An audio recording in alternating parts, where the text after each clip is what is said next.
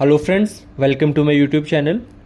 आज की इस वीडियो में हम डिस्कस करेंगे यूपीएससी ईपीएफओ एग्ज़ाम के लिए हम कैसे अपनी प्रिपरेशन अच्छे से कर सकते हैं, किस सब्जेक्ट के लिए कौन सी बुक को हम रेफ़र करें।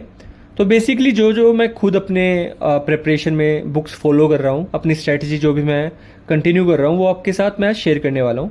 सो without any further delay let's start with our today's discussion. First जो टॉपिक है, जो मेरे हिसाब से हमें सबसे ज़्यादा जिसको प्रायोरिटी देनी चाहिए, वो है इंग्लिश। और इसका रीज़न ये है कि लास्ट एग्ज़ाम में यहाँ से अराउंड 20 क्वेश्चन आए थे और ये 20 क्वेश्चन एक मेजर चंक है हमारे एग्ज़ाम का। तो इसलिए फर्स्ट हमारी प्रेफरेंस रहनी चाहिए इंग्लिश की। तो जब हम इंग्लिश को देखते हैं सब्जेक्ट को, यहाँ से हमारी दो अप्रोचेस सामने आती हैं। फर्स्ट है कॉन्सेप्ट एंड सेकंड है प्रैक्टिस। कॉन्सेप्ट के लिए आप फॉलो कर सकते हो, नीतू सिंह मैम की बुक है, आप इसको अच्छे से प्रैक्टिस करो इस बुक से। अगर आप डेली एक एक चैप्टर भी इस बुक से करोगे तो विद इन 1 और 2 वीक्स आपका एक अच्छे से एक कॉन्सेप्ट बिल्ड हो जाएगा। उसके बाद आपने क्या करना है, यहाँ तक आपका 50% काम हो गया। अब नेक्स्ट हमारा स्टेप रहेगा, इस जो कॉन्सेप्ट आपने सीखा है उसको इम्प्लीमेंट करना, उसको ज़्यादा से ज़्यादा प्रैक्टिस करना। जितना ज़्यादा हम प्रैक्टिस करेंगे उतनी ज़्यादा हमारी स्किल शार्प होगी। उसके लिए हमने क्या करना है, ज़्यादा से ज़्यादा पीवाईक्यू सॉल्व करने हैं।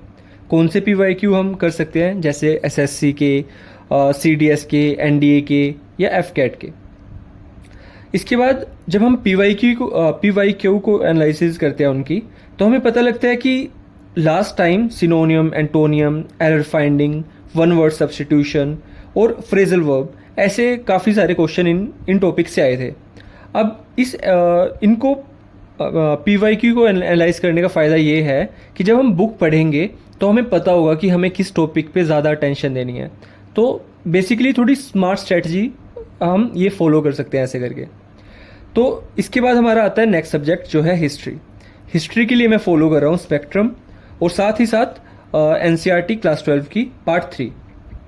अगर आपको लगता है कि आपके पास थोड़ा टाइम है और आप थोड़ा और टाइम हिस्ट्री में इन्वेस्ट करना चाहते हो, तो आप 7th और 8th क्लास की हिस्ट्री की एनसीईआरटी भी फॉलो कर सकते हो।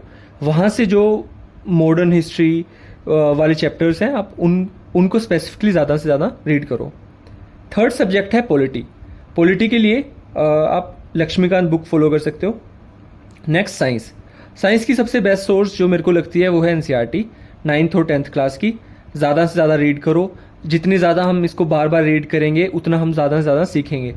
तो जैसे अगर आपने ये दो सोर्सेज एक बार रीड कर लिए, उसके बाद आप एक्स्ट्रा क्या कर सकते हो, एक्स्ट्रा आप साइंस एंड टेक के करंट अफेयर रीड कर सकते हो। उसके साथ क्या कर सकते हो, जो क्लास 12 की बायोलॉजी की बुक है उसमें कुछ स्पेसिफिक चैप्टर्स हैं, आप उनको भी रीड कर सकते हो। नेक्स्ट सब्जेक्ट आता है वो है मैथ्स का। मैथ्स और इंग्लिश की स्ट्रेटजी ऑलमोस्ट दोनों की सेम है।